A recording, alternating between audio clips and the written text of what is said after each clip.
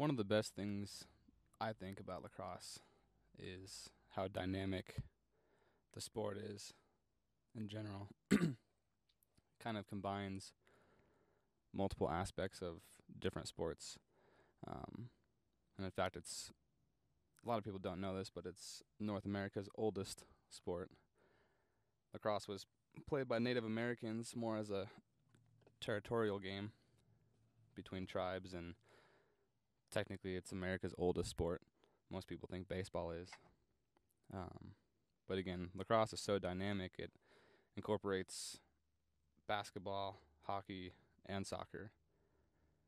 Takes the formations of basketball, especially on defense. You have man-to-man defense. You have zone coverage, where it's pretty much one guy kind of covers a generalized area. You're not individually set on one person.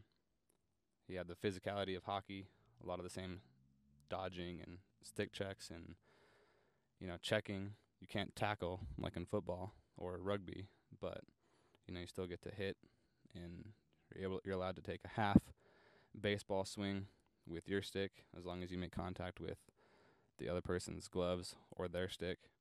But you also have the endurance training of soccer, and so you have to be just a well-rounded athlete to play lacrosse in general. I think one of the most important things about lacrosse is fundamentals. You can say that about every sport, but baseball, sure, you can pass and catch, but throwing with your hand is a little bit easier because you have the dexterity of and proprioception of your own hand. Trying to catch and throw with essentially an extension of your hand becomes a lot harder, and your hand-eye coordination has to be a lot better. So I think probably one of the biggest things that I preach to, youth athletes or kids that want to play lacrosse is you got to work on fundamentals. You got to do what we call as wall ball.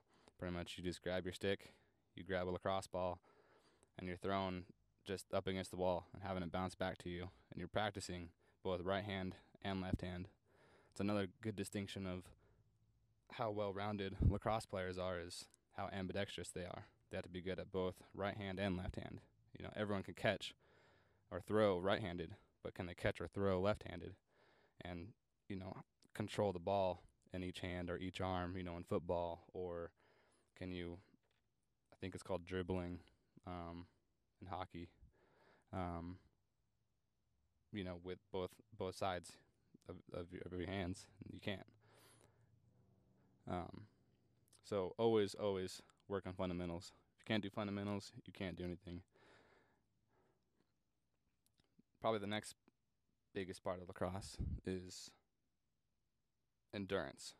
Most people, they can run 10 miles and not be winded, but lacrosse is more sprinting, especially for if you're a midfielder.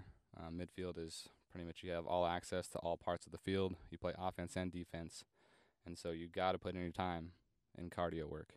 You got to do sprints over and over and over again, and not just run 5 miles a day, because sprinting versus endurance is vastly different.